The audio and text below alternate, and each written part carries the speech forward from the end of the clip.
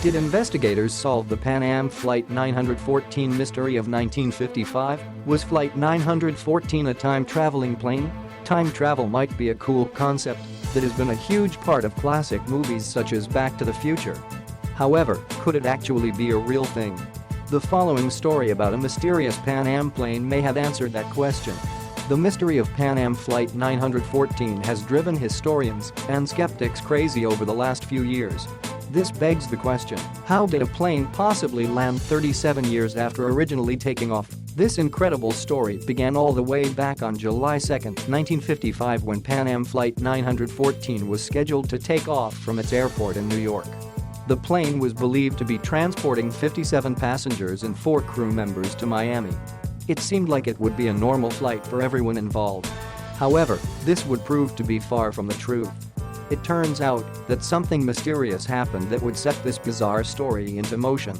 After it took off from New York, it wouldn't take long before air traffic controllers lost signal of Pan Am Flight 914. Just like that, it had completely disappeared from the radar, and no one understood what had happened.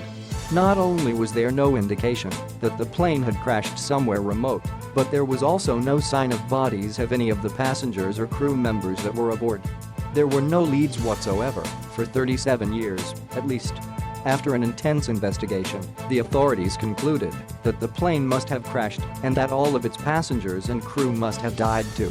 They were unable to locate the plane and came to a conclusion that it must have crashed in the sea somewhere, seeing that no plane had been found on land. As a result, the airline compensated all of the families of everyone involved with death benefits. However, those families were in store for some shocking news 37 years later. Fast forward 37 years later, and something absolutely remarkable happened. It was September 9, 1992, and the setting for our incredible scene was an airport in the capital of Venezuela, Caracas. It seemed like a normal day at work for all of the air traffic controllers. However, something would soon come to pass that would completely take them by surprise.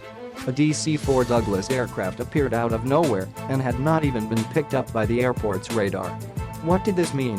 One of the key figures who played a huge part in this Pan Am mystery was an air traffic controller by the name of Juan de la Corte. With the rest of his team, Juan turned up to work that day not expecting anything out of the ordinary. However, he ended up being completely wrong. With this mysterious DC-4 Douglas plane in his sights, he had no idea how it managed to evade the radar or what it would do next. It wouldn't take long before Juan de la Corte got a contact signal from the Pan Am plane in question. Amazingly, it was the pilot who had somehow managed to appear without being traced on their radar. "Where are we?" the pilot asked. He then confirmed something that completely took the air control by surprise. "We are Pan American Airways Flight 914 from New York to Miami with a crew of 4 and 57 passengers," he said. So what did Juan do? This initial report was followed up by a strange detail that the Pan Am Flight 914 had gone in the wrong direction by approximately 1,800 kilometers. Confused by this statistic, Juan was quick to ask the pilot some important questions. These included if they had experienced some sort of crash and if they had failed to make contact with anyone else.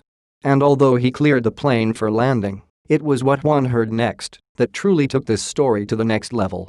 Everything seemed to be going to plan as the plane touched down and brought itself to a stop. However, Juan then heard the pilot say something that completely baffled him. "We were scheduled to land in Miami at 9:55 a.m. on 2 July 1955, the pilot said nonchalantly.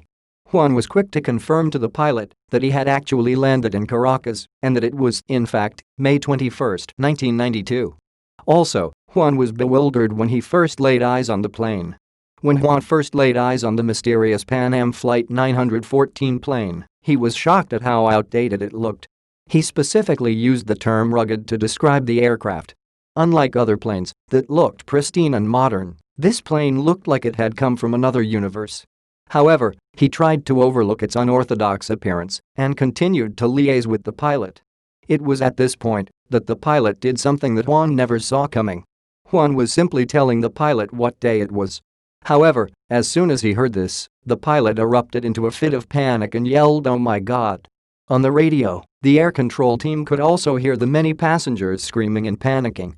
As a result, Juan ordered a group of security guards to go down to the front and escort the people out of the Pan Am plane. But then, Juan was in for another big surprise. The air control team had no worries that the security team would be able to calm the crew and passengers of Pan Am Flight 914 and bring them into the airport. However, as soon as they approached the plane, the pilot instructed them not to get any closer.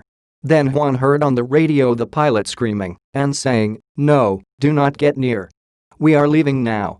Surely enough, the plane took off once again and disappeared. But to where? According to Juan, the plane once again was untraceable on the radar after flying back into the clouds. In light of this, the airport sent 3 jets out to try and track down Pan Am Flight 914. Nevertheless, they were unable to locate its whereabouts. Despite this, it certainly wasn't the end of the story. Another report claims to have identified the plane and its passengers' whereabouts just hours after the Caracas fiasco.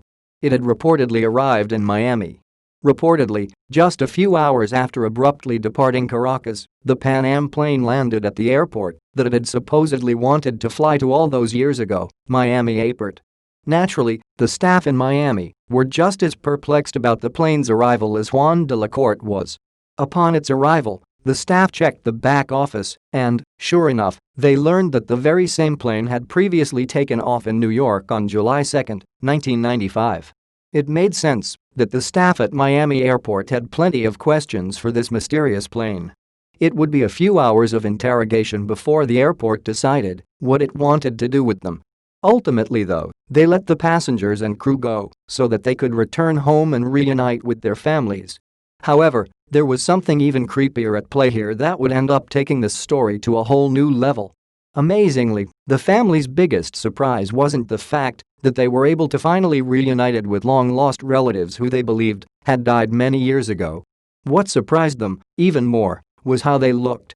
Apparently, all of the passengers and crew looked exactly the same as they did when they first took off back in 1955. While their families were 37 years older, they hadn't aged at all. Also, it was a mystery as to how the plane could still run after so many years. It seems that the more people learned about this bizarre story, the more questions they had. Up until this day, there seemed to be zero concrete answers to a number of hard-pressing questions. Firstly, where was the plane during those 37 years? Secondly, if the following is actually true, how did the passengers not age at all?